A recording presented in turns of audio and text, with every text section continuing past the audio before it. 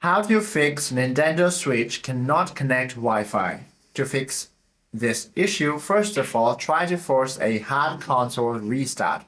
You simply have to hold down the physical power button on top of the console for 3 full seconds. Then select the power options from the screen overlay. Select Restart and then proceed to swap to manual public DNS.